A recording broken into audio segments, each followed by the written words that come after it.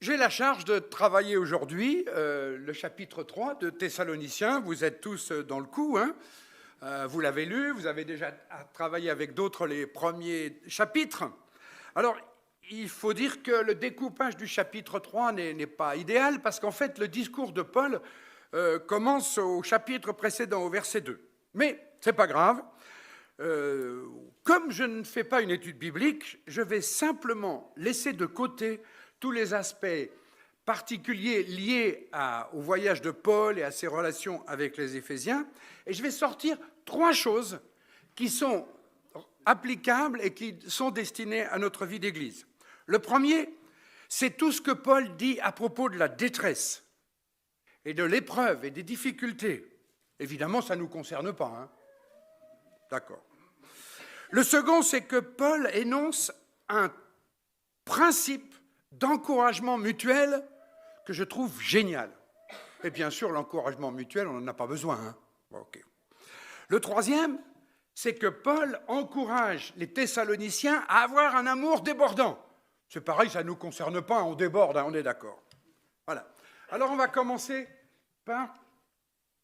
Qu'est-ce qui se passe, là? Détresse. Ah, voilà, c'est ça. OK. Les détresses. Alors, je vous invite à ouvrir vos Bibles, chapitre 3, versets 2 et 4. Chapitre 3, versets 2 et 4. Moi, je lis dans la version second 21. Ceux qui ont un téléphone ou une tablette, vous pouvez choisir la même version que moi. Que personne ne soit ébranlé au milieu des difficultés présentes. En effet, vous le savez vous-même, c'est à cela que nous sommes destinés. De fait, lorsque nous étions chez vous, nous vous annoncions d'avance que nous allions connaître la persécution. Et c'est ce qui est arrivé, et vous le savez. Ce qui est intéressant, c'est que Paul parle en particulier, utilise 2 mots différents. Je ne sais pas si vous avez vu, il utilise le mot difficulté, puis après il parle de persécution. Alors, selon certaines Bibles, elles traduisent dans les 2 cas par détresse, mais la version second 21, par exemple, fait la différence entre détresse et affliction. Alors, c'est vrai que le mot qui est utilisé contient la notion de persécution. Par exemple, quand Jésus dit « Je vous ai dit cela afin que vous ayez la paix en moi, vous aurez à souffrir dans le monde, mais prenez courage, moi j'ai vaincu le monde ». Quand Jésus parle, là, il parle de persécution. Et c'est une notion qui est dans Thessaloniciens. Mais Paul, dans ce texte de Thessaloniciens, utilise autre chose que la persécution. Il parle de ce qui peut être source de détresse, d'affliction, de circonstances difficiles dans notre vie. Par exemple, en 1 Corinthiens 7,6, il utilise ce texte, « Cependant, les personnes mariées connaîtront des souffrances. » Et là, c'est le même mot qui est dans Thessaloniciens. Les souffrances de leur vie, et je voudrais leur épargner. Ça veut dire, en fait, que le mot détresse que vous avez dans Thessaloniciens recouvre plein de choses. Certes, la persécution, mais aussi le chagrin, l'anxiété, les douleurs extrêmes, les limites, les restrictions. Et en observant 1 Corinthiens 7, où il y a ce mot détresse, le contexte montre aussi que certaines afflictions peuvent venir de nos mauvais choix, de ce que nous avons fait nous-mêmes. Nous pouvons connaître des circonstances difficiles dans notre vie parce que nous avons fait des mauvais choix. Parce que dans le contexte de Corinthiens, le même mot que Thessaloniciens s'adresse à des gens dont on sait exactement qu'ils ont une vie charnelle. Et Paul leur dit, voilà, je voudrais vous éviter les mauvaises conséquences d'une vie charnelle. C'est pour ça qu'il parle des souffrances de la vie, de détresse, souffrance, tout le contenu est là. Par exemple, les gens qui sont égocentriques posent des problèmes à ceux qui les entourent, en particulier dans le mariage. Donc, en réalité, Paul, dans ce texte de Thessaloniciens, parle de toutes les souffrances que nous pouvons connaître. Celles qui résultent de la persécution, mais celles qui résultent des épreuves de la vie et des circonstances de la vie. D'ailleurs, dans la deuxième épître aux Thessaloniciens, Paul évoquera le mystère de la souffrance. Je ne sais pas si on fera un jour 2 Thessaloniciens, mais la question sera abordée là. Alors, ce que moi je voudrais regarder, c'est, en guise de rappel, parce que vous savez tout ça, mais qu'est-ce que ça veut dire que nous pouvons apporter nos souffrances à Christ et venir tels que nous sommes? D'abord, la souffrance et la détresse, ça a de multiples facettes. La Bible ne gomme pas notre expérience de la souffrance en disant qu'il n'y en a qu'une seule. Au contraire, la Bible reconnaît que toutes les formes de souffrance peuvent être prises. Nous sommes affligés, dit Paul, de toute manière, mais non écrasés, perplexes, mais non désespérés, persécutés, mais non abandonnés, abattus, mais non détruits. Dans ce verset, Paul parle aussi là de plusieurs types de souffrances différentes. Souffrance mentale, souffrance physique, souffrance émotionnelle, souffrance spirituelle. Chacun connaît, pour sa part, des souffrances différentes. Et chacune d'elles compte. D'ailleurs, quand on traverse une difficulté ou une épreuve, il n'y a pas qu'une seule souffrance, il y en a plusieurs. Il y a des souffrances physiques qui sont associées à des souffrances émotionnelles, etc. Détresse, souffrance, tout est là, devant le Seigneur. Ensuite, la souffrance, détresse, devrait être vécue en communauté. L'Église n'est pas censée être une association de gens qui se regroupent le dimanche matin pour chanter quelques chants et écouter une prédication. Paul dit exactement ce qu'il en est de la souffrance et de la détresse. Portez les fardeaux les uns des autres et vous accomplirez ainsi la loi de Christ. Donc ta souffrance, tes détresses, tu as l'habitude de les garder pour toi. Mais c'est faux. C'est pas juste, c'est pas ce que Dieu veut. Dieu voudrait que nous puissions les porter ensemble. Et là, ça va demander quelques ajustements, mais on va peut-être y aller. Parce que l'Église doit être un refuge pour ceux qui souffrent. L'Église doit accueillir les victimes. L'Église, quand un membre a mal, l'Église a mal. Lorsqu'un membre est dans le besoin, c'est l'Église qui doit se mobiliser. Et moi, j'ai une question ce matin. Pourquoi est-ce qu'il y en a parmi nous qui souffrent en silence? Sans qu'on sache ce qu'ils traversent. Comme s'ils avaient honte. Comme s'ils devaient cacher leur souffrance et leurs difficultés. C'est une question pour nous tous, Ensuite, la souffrance nous équipe pour la vie chrétienne. L'expérience de la souffrance est essentielle pour nous former à l'image de Christ. Ça, on retombe sur la question traitée en 2 Thessaloniciens, pourquoi la souffrance? Mais voici ce que Paul écrit, que Dieu nous console dans toutes nos afflictions. Tiens, vous voyez là, souffrance, détresse, il parle de toutes les afflictions. Afin que nous puissions consoler ceux qui sont dans quelque affliction, avec la consolation dont nous sommes nous-mêmes consolés par Dieu. Comment est-ce que ça marche? Quel est le lien entre l'expérience de la souffrance et l'équipement pour encourager les autres? David Polisson répond de la manière suivante. Il dit: lorsque vous avez traversé vos propres épreuves enflammées et que vous avez découvert que Dieu est fidèle à ce qu'il a dit, vous avez une aide réelle à offrir. Vous avez une expérience de première main de sa grâce qui vous soutient et de son dessein. Il vous a gardé dans la douleur. Il vous a remodelé à son image. Ce que vous expérimentez de Dieu, vous pouvez le donner de plus en plus aux autres.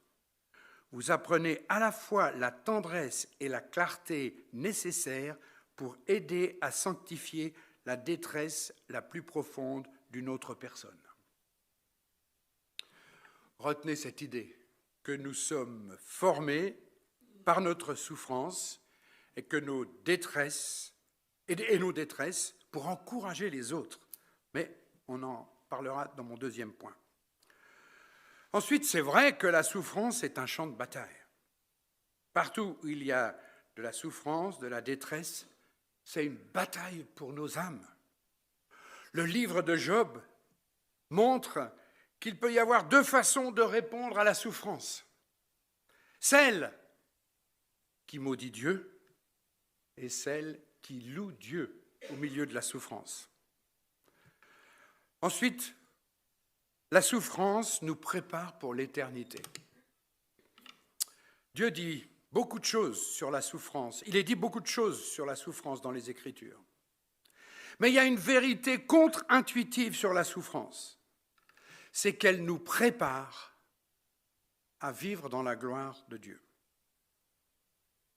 Ça, on a du mal. On a du mal d'imaginer que nos difficultés, même les difficultés les plus courantes de notre vie, nous préparent pour l'éternité. Paul dit, cette affliction légère, affliction momentanée, nous prépare un poids éternel de gloire sans comparaison possible, car nous ne regardons pas aux choses visibles, mais à celles qui sont invisibles. Car les choses que l'on voit sont passagères, mais les choses invisibles sont éternelles.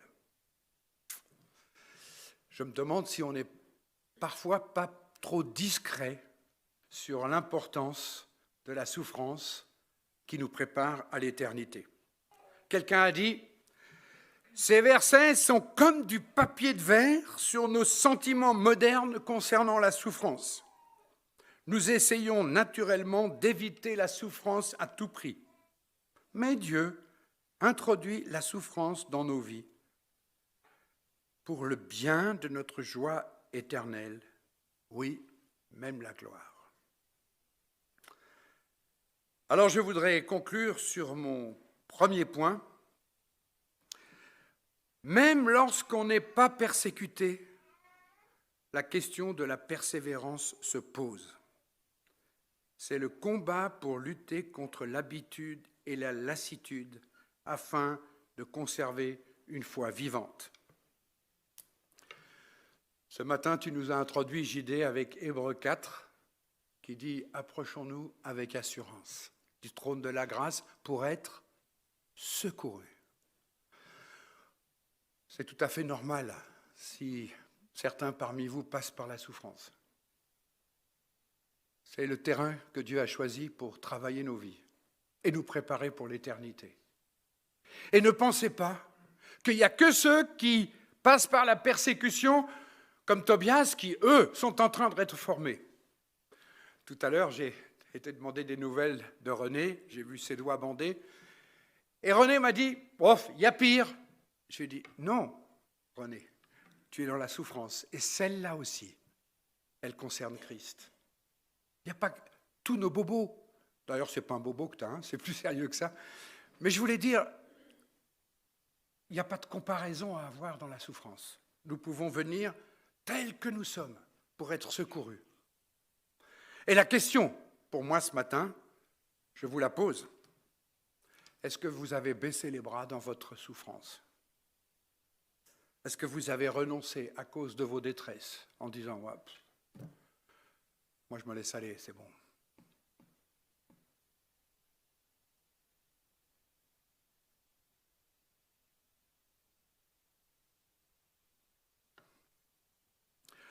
Le deuxième point que je trouve dans ce chapitre 3 de Thessaloniciens, c'est l'encouragement mutuel. J'ai appelé ça « Laisse-moi puiser dans ton puits ». En fait, il y a quelqu'un qui m'a fait cette demande il y a quelques mois. Un serviteur de Dieu qui dirige une union d'église importante est venu me voir, Alain, et m'a dit « Alain, moi je vois que tu as une certaine expérience du mentorat, laisse-moi puiser dans ton puits ». Ah, ça m'a touché cette expression. Alors lisez avec moi dans votre Bible les versets 6 et 7 du chapitre 3. Vous y êtes ? « Mais Timothée vient de nous arriver de chez vous. Il nous a donné de bonnes nouvelles de votre foi et de votre amour. Il nous a dit que vous avez toujours de nous un bon souvenir et que vous désirez nous revoir autant que nous le désirons aussi. C'est pourquoi, frères et sœurs, dans nos angoisses et nos épreuves, nous avons été encouragés à votre sujet par votre foi. Alors je souligne, il dit qu'il a reçu par Timothée de bonnes nouvelles de votre foi et de votre amour. C'est très fort quand on étudie le texte, parce que ici, Paul utilise à propos de nouvelles le même mot que l'évangile est une bonne nouvelle. Ça veut dire, Paul, les encouragements qu'il a reçus par Timothée, c'était comme s'il avait reçu l'évangile, c'était aussi fort. Savoir que ses frères et sœurs tenaient, résistaient dans la foi et dans l'amour a été un encouragement extrêmement puissant pour Paul. Qu'est-ce que nous pourrions apprendre, nous, de ce que Paul vient de dire à propos de ce qui s'est passé? D'ailleurs, le mot « bonne nouvelle », c'est synonyme de consolation et en même temps d'exhortation. Vous vous rendez compte comment entendre l'encouragement des Thessaloniciens par Paul lui a fait tellement de bien. Nous connaissons d'ailleurs ce principe biblique. Il est formulé avec le même mot grec dans ce texte que vous connaissez bien. « Béni soit le Dieu de notre Seigneur Jésus-Christ, le Père plein de compassion et le Dieu de tout réconfort. Il nous réconforte dans toute nos détresses afin que nous puissions réconforter ceux qui se trouvent dans la détresse grâce à l'encouragement que nous recevons nous-mêmes de la part de Dieu. » Donc ce principe de puiser dans le puits et d'être encouragés mutuellement, on le connaît. « Si tu me laisses puiser dans ton puits, dit Paul, je serai encouragé, exhorté. » Je ne sais pas si vous remarquez le truc. Les Thessaloniciens ont tenu dans la détresse et la persécution. Cela encourage Paul, qui était lui-même dans la détresse et les soucis. Voyez le système? Je raconte, ça va bien avec le Seigneur, ou j'ai des difficultés avec le Seigneur. J'en parle et l'autre reçoit, ah ouais, mais moi j'ai aussi des difficultés, mais ça m'encourage. Il y a là une vraie question pour le fonctionnement de notre Église. Est-ce que nous laissons les autres puiser dans notre puits? Qu'est-ce que ça veut dire? Ça veut dire, qu'est-ce que je partage de ce que je vis avec Dieu? En particulier, qu'est-ce que je partage de ce qui est difficile? Ou est-ce que je dois dire que toujours tout va bien? Est-ce que ça veut dire que parfois je peux dire que c'est difficile? À la fin du culte, de quoi est-ce que nous parlons? Est-ce que nous partageons nos combats, nos détresses? Est-ce que nous pouvons raconter comment nous avons été soutenus, encouragés, vu Dieu à l'action? Est-ce que vous racontez souvent à ceux qui sont assis à côté de vous, « Ah, tu sais, la semaine dernière, c'est comme ça que Dieu a fait, et c'est comme ça, et ici, et là. » Notre témoignage est toujours un encouragement pour les autres, et pas seulement notre témoignage de conversion. Moi, j'aimerais bien savoir qu'est-ce qui t'a encouragé la semaine dernière. J'aimerais bien savoir comment Dieu s'est manifesté dans ta vie. Mais je crains que nous manquions de liberté et d'authenticité. Dans notre groupe d'hommes à Drulingen, nous avons commencé à ouvrir un peu nos cœurs les uns aux autres. Ça a pris du temps, les gars. Franchement, ce n'était pas fait du jour au lendemain, mais on a commencé à faire ça, à être vrai, à dire, là et là, c'est difficile, là et là, c'est difficile pour moi, etc. C'était formidable, on a pu prier les uns pour les autres, on a pu se découvrir. Mais il y a un de nous qui a dit, j'ai jamais vécu ça dans une autre cellule auquel j'ai participé. Et c'est la première fois que je peux vivre aussi cet encouragement les uns par les autres, et ça m'a fait tellement de bien. Je me suis dit, mais ça c'est la vie normale de l'Église. Et le frère a dit, c'est la première fois qu'il le vit, ce truc-là. Bon, voilà. Je vais vous afficher une remarque que m'a faite Mathieu Ducrozet, quand il était à la formation Ancre il y a quelques semaines. Écoutez bien, lisez en même temps que moi. Si nous ne sommes pas capables de partager ce que nous vivons avec Christ, avec sa dimension émotionnelle, nous ne serons pas capables non plus de partager ce que nous vivons avec d'autres non-chrétiens en dehors de l'Église. Vous voyez le trou dans la raquette, là? Si vous n'osez pas dire ce que vous vivez avec Christ, ici à l'Église, vous n'allez pas le dire dehors. Vous ne pourrez pas le dire dehors. Vous me suivez? Ça m'a bouleversé ce qu'a dit Matthieu. Nous devrions apprendre à raconter notre vie quotidienne avec Christ. Ensemble. On n'a pas peur ici. On est l'Église, tu as souligné ça. Puis en fait, on se replie un petit peu sur nous comme des escargots qui rentrent dans leur coquille. On ne partage pas beaucoup de ce qu'on vit vraiment avec Christ. J'exagère, non, peut-être c'est seulement moi. Ouais, c'est seulement. J'exagère, hein, Francis, je pense que je vais trop loin. Hein.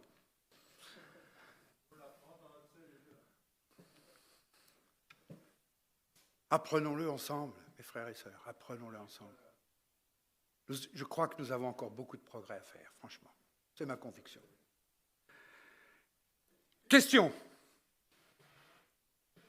Est-ce que je laisse les autres puiser dans mon puits en partageant ce que je vis avec Dieu, ou est-ce que je préfère le garder pour moi?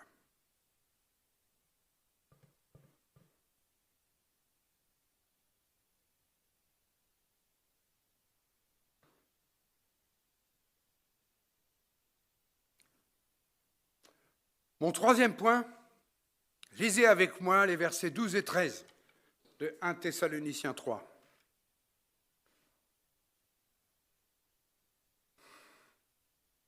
Que le Seigneur fasse grandir et déborder l'amour que vous avez les uns pour les autres. Tiens, il y a quand même un lien très fort avec le point précédent. Que le Seigneur fasse grandir et déborder l'amour que vous avez les uns pour les autres et pour tous les hommes, à l'exemple de celui que nous avons pour vous. Qu'il affermisse ainsi votre cœur pour qu'il soit irréprochable dans la sainteté devant Dieu notre Père, lors du retour de notre Seigneur Jésus avec tous les saints. Nous savons tous que nous devons nous aimer les uns les autres dans l'Église. Nous avons tellement d'exhortations à nous aimer. Mais quelqu'un l'a dit, nous confessons ce qui devrait se trouver dans notre cœur plutôt que ce qui s'y trouve. Et qu'est-ce que je trouve dans mon cœur? Je ne trouve pas toujours l'amour. Je trouve plutôt des réserves. Je trouve plutôt des si. Est-ce que vous connaissez ce petit livre? Amy Carmichael l'a écrit alors qu'elle luttait à propos d'une relation difficile avec une sœur en Christ. Et pendant ce combat relationnel, émotionnelle, etc., elle a fait la liste de tous les si qu'elle pouvait mettre pour limiter l'amour pour sa collaboratrice. Voici quelques petits exemples que je ne vais pas commenter. Je vais juste vous lire les pensées d'Amy Carmichael. Si je me surprends en train de considérer les travers des autres comme coutumiers en disant « Oh, c'est ainsi qu'ils se conduisent. Oh, bien sûr qu'elle discourt toujours de la sorte et lui agit constamment de la même manière. Je ne connais point l'amour de Christ. Si je ne manifeste pas la patience de mon Sauveur à l'endroit des âmes qui croissent lentement, si je ne m'implique pas dans leur croissance spirituelle jusqu'à ce que Jésus soit entièrement formé en eux, je ne connais point l'amour de Christ.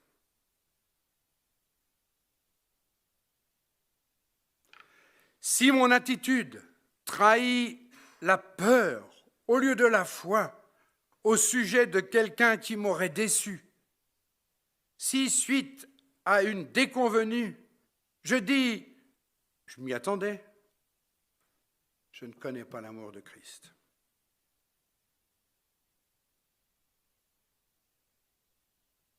Si, lorsque je m'occupe de quelqu'un qui ne réagit pas aux bienfaits que je lui prodigue, je me lasse et renonce à ma tâche, je ne connais point l'amour de Christ. J'ai dû demander pardon à un frère en appliquant, parce que ceci était dans mon cœur. Et confronté à l'exhortation de Paul, il y a une seule réaction possible. Examiner les si de notre cœur que nous mettons à manifester l'amour aux autres. Question. Quels sont les si qui m'empêchent d'aimer? Qu'est-ce qui, dans mon cœur, a la place de l'amour et que je devrais confesser?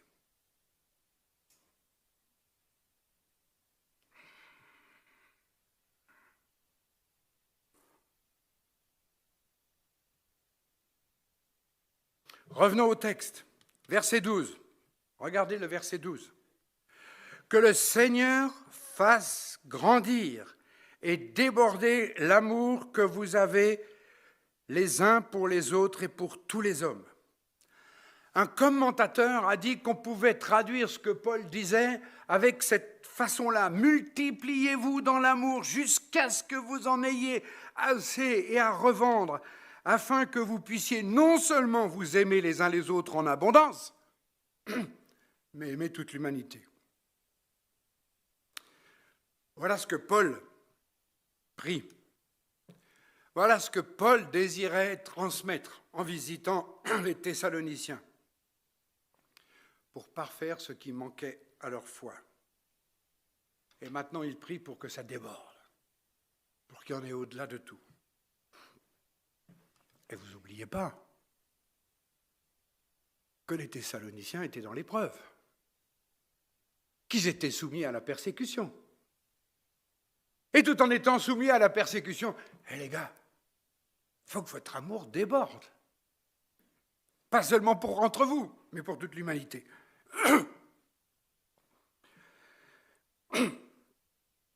Et non seulement entre eux, mais aussi pour leurs persécuteurs. Je voudrais faire une parenthèse ici. Qui d'entre vous porte des responsabilités dans l'Église? Levez la main. Vous êtes ancien, vous vous occupez de la chorale, de la technique, vous prêchez. Levez la main. Ouais, tous ceux qui ont... Ouais. Mais bien sûr, trésorier, tu peux lever la main. Hein, voilà.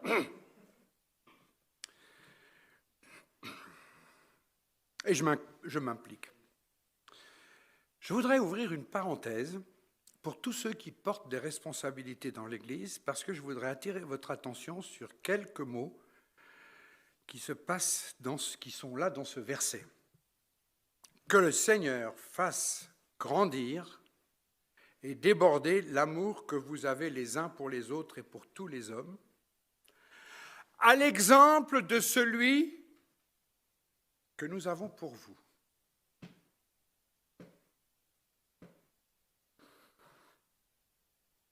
Paul dit, vous devez vous aimer. Je vous encourage, je vous exhorte à vous aimer. Mais c'est moi, Paul, le serviteur, qui ai des responsabilités, qui vous montre de quel amour vous devez aimer. Paul, au service des Thessaloniciens, ne leur dit pas seulement comment il faut faire, mais il leur montre comment il faut le vivre. Et ça, c'est quelque chose qui nous implique tous. Question pour les responsables. Cultivez-vous l'amour pour ceux que vous accompagnez et servez. Développez-vous un modèle d'amour pour l'Église. Continuons avec le verset 13. Qu'il affermisse ainsi votre cœur, pour qu'il soit irréprochable dans la sainteté devant Dieu notre Père lors du retour de notre Seigneur Jésus-Christ. Qu'il affermisse ainsi votre cœur. Nos cœurs sont très instables, inconstants, en particulier dans l'exercice de la grâce pour les autres. Nous avons besoin d'être affermis dans l'amour de Dieu contre la crainte des hommes. Pardon. Oui, volontiers. Je vais avoir 2 verres.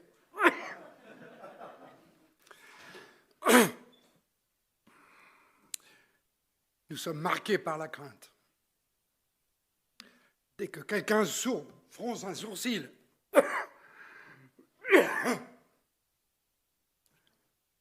excusez-moi, nous sommes soumis aux tentations. Ça nous effraie. Irréprochable dans la sainteté devant Dieu notre Père. Nous ne sommes pas saints naturellement. La vraie sainteté vient de l'amour de Dieu. Nous ne sommes irréprochables qu'en Christ.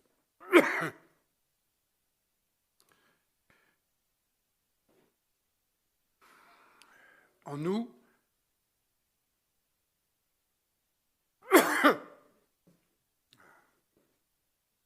ah oui, carrément.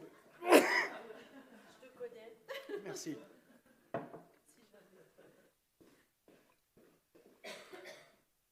Ah, je pense que ça va aller mieux.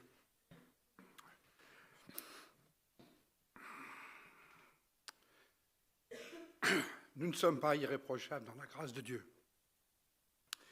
Nous avons besoin de revenir sans cesse à Christ. Et nous avons chanté au début du culte, tel que je suis. Et invité à venir tel que nous sommes. Avec tous les saints.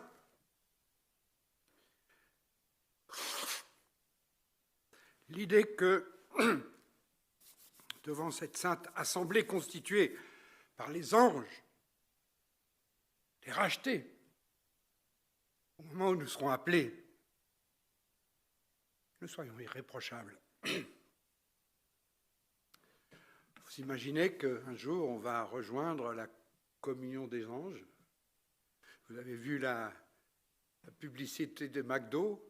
Ils commencent à chanter tout seuls dans le resto et à la fin, ils se font dans une grande foule. Mais nous, toi, moi, on va arriver dans l'assemblée des anges et des saints. Et on va être admis uniquement parce que nous aurons blanchi nos robes dans le sang de l'agneau.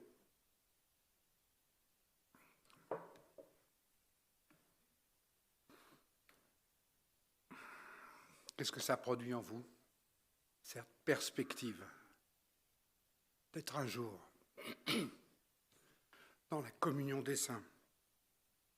Heureux, dit Mathieu Poul, heureux ceux qui seront préparés aux solennités de ce jour, qui auront mené une vie de saint amour, de pure dévotion au Rédempteur, d'indifférence au monde et de zèle pour la cause de la religion pure, de la justice universelle, de la fidélité, de l'honnêteté, de la vérité, de manière à être sans reproche et à rencontrer l'approbation du Seigneur. C'est ça la perspective. Nous souffrons, il nous rejoint, il s'intéresse à chacune de nos détresses. Nous pouvons nous encourager les autres, nous préparer les uns les autres, nous aimer les uns les autres, pour être un jour dans la communion des saints. Je vous laisse, je termine ce message en vous laissant avec les 3 questions que j'ai posées pendant cette étude de Thessaloniciens 3.